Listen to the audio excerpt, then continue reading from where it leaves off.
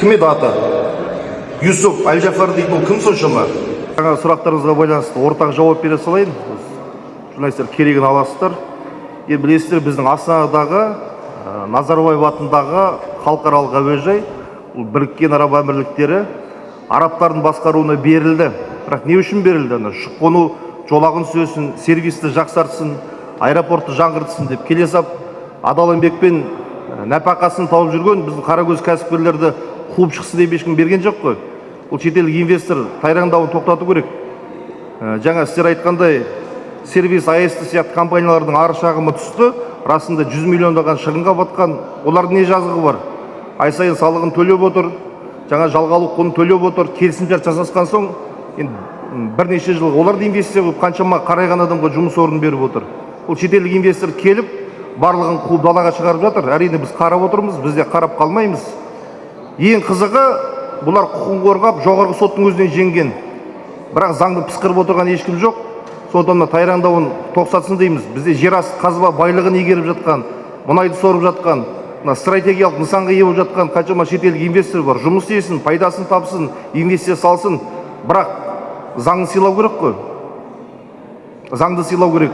Соттың актісі орын алмайтын болса, онда бұл әрбірден соң біздің мемлекетке, біздің имидж, мемлекеттің беделдігіне бұл нұқсан келтіру деп білеміз. Жаңа сіздер айтқандай бұл кім еді аты? Юсуп Аль-Джафар дейді, бұл кім соншама? Кейде байқасаңыздар қазір Қатар, Саудия, Біріккен Араб Әмірліктерінен қаншама инвесторлар келіп жатыр. Ол инвестициялық климаттың жақсарғаны жақсы, әрине келсін. Бірақ кейде осылардың артында тон теріс айналдырып киіп алған, кезінде сол қаңтарда қашып кеткен біздің ескі Қазақстан өкілдері қайта келіп жатқан жоқ па деген ойдан мазалайды. Өйткені неге бұлар ештеңеден қорықпайды, неге заңды орындамайды? Сондықтан сіздердің талаптарыңыз бойынша бізде нақты ген прокуратура, бас прокуратураға 4 талабымызды жолдадық. Бірінші талап, бас прокуратура, әділет, көлік министрлігі бұл жағдайға араласып, сот шешімінің орындалмау себебін анықтауы тиіс.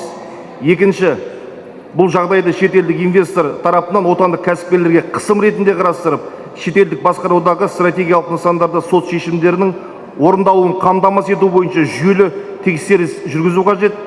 Үшінші, басқа емес жоғарғы сот шешімімен талабын орындауға құлық танытпаған шетелдік инвестор Юсуп Аль-Джафар Қазақстанның сот билігін неге құрметсіз танытады? Кез келген инвестор жұмыс істеп жатқан елдің заңына бағынып, кәсіп иелерін сыйлау керек. Төртінші, әуежай әкімдігі көзбояушылық әрекетке бармай, осы күнге дейін тиісті жалғын төлеп, талапқа сай жұмыс істеген кәсіпкерлерді қыспақ қалмай, өздеріне тиесілі орындарын беруін талап етеміз. Құрметпен Мақсат Толықбай, мәжіліс депутаты, мінекей тіркетіп, қазір бас прокуратура атына жолдайтын боламыз. Рахмет. Астана халықаралық әуежайы Назарбаев атындағы.